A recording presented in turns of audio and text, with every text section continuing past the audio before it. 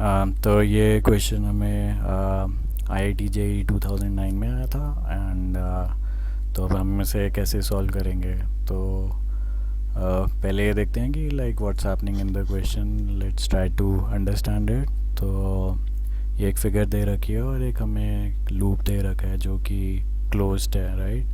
कहीं यहाँ पे ओपन एंड्स नहीं है। तो ये एक ही लूप है, एक ही वायर से बना हुआ है ये। एंड और मैग्नेटिक फील्ड यहाँ पे हम देख रहे हैं कि वो पेज के अंदर जा रही है। ओके। एंड यहाँ पे हमें ये दे रखा है कि जो मैग्नीट्यूड है मैग्नेटिक फील्ड का वो टाइम के साथ इंक्रीज़ हो रहा है। एंड तो यहाँ पे दो करंट्स दे रखे हैं AB और CD में, I1 और I2। तो ये I1 है और ये I2 है।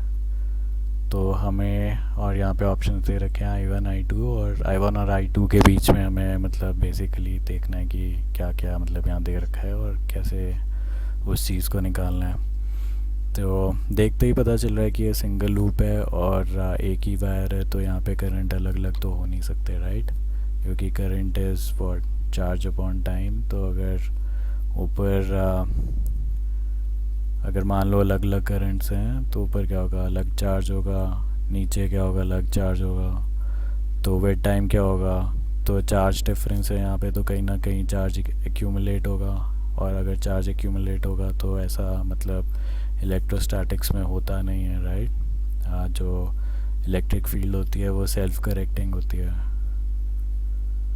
तो यहाँ अलग अलग मैग्नीट्यूड्स नहीं होंगे करंट के, यहाँ एक ही मैग्नीट्यूड होगा I। ओके। तो अब सी पार्ट दे रखा है I1 is in the direction B and I2 is in the direction CD। तो यहाँ हमें देखते ही पता लग रहा है कि यहाँ पे कौन सा कॉन्सेप्ट लग रहा है, फैराडेज लॉ। तो फैराडेज लॉ जो होता है वो EMF और जो फ्लक्स होती है, जो उस लूप के अंदर फ्लक्स जा रही है, उसके बीच का रिलेशन बताता है। और जो EMF क्या है और वो क्या होता है, minus of T/dt of flux, ये उसके बीच में रिलेशन होता है EMF और जो मैग्नेटिक फ्लक्स है। जो किसी लूप के अंदर अगर मैग्नेटिक फ्लक्स जा रही है और जो EMF इस लूप में प्रोड्यूस हो रहा है उसका ये रिलेशन होता है, राइट। और फ्लक्स क्या होती है, flux is magnetic field into area, right. तो EMF क्या हो जाएगी यहाँ पे, V इनटू एरिया। तो हमें अब बस डायरेक्शन पता करनी है। तो अब हमें इस रूल से क्या पता चल रहा है कि जो बाहर वाला जो लूप है उसका ज़्यादा एरिया है compare to the inner loop, right.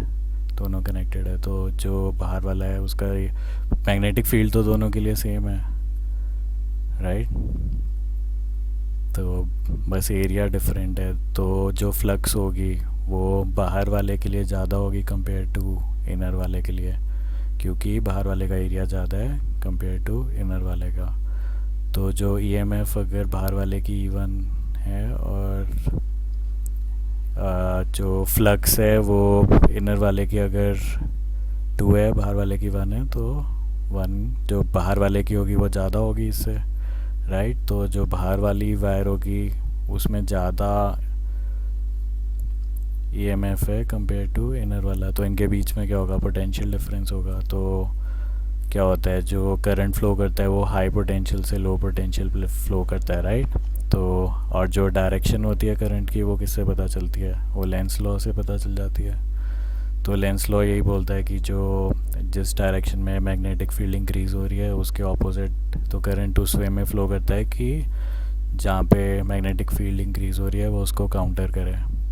तो यहाँ पे कैसे काउंटर करोगे आप इस मैग्नेटिक फील्ड को, वो तभी काउंटर होगी अगर जो करंट मैग्नेटिक फील्ड अपनी प्रोड्यूस कर रहा है और वो पेपर से बाहर आ रही है, राइट। तभी तो ये कैंसिल होगी, मतलब जो अंदर को जा रही है मैग्नेटिक फील्ड और बाहर को करंट आ रहा है। और अगर करंट इस वे में फ़्लो कर रहा है इस वायर में कि मैग्नेटिक फील्ड बाहर को आए, करंट की मैग्नेटिक फील्ड, ओके।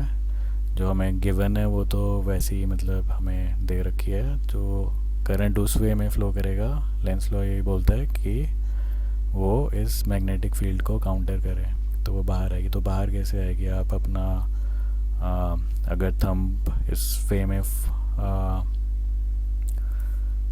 तो अगर आप अपना थंब इस डायरेक्शन में पॉइंट करो तो क्या होगा, जो फिंगर्स है वो ऊपर को पॉइंट करेंगे, राइट। तो ये उसकी डायरेक्शन हो जाएगी। तो डी से सी करंट फ्लो करेगा, राइट। तो करंट ये ऐसे फ्लो करता रहेगा, क्योंकि क्या है, अगर यहाँ पे जो ईएमएफ है अगर मान लो 100 वोल्ट है तो अंदर का कितना मान लो 50 वोल्ट है, तो इसके बीच तो ये डिफरेंस होने की वजह से यहाँ पे करंट फ्लो होगा और उसकी डायरेक्शन ऐसे होगी कि वो इस चीज़ को काउंटर करे जो मैग्नेटिक फील्ड है, राइट।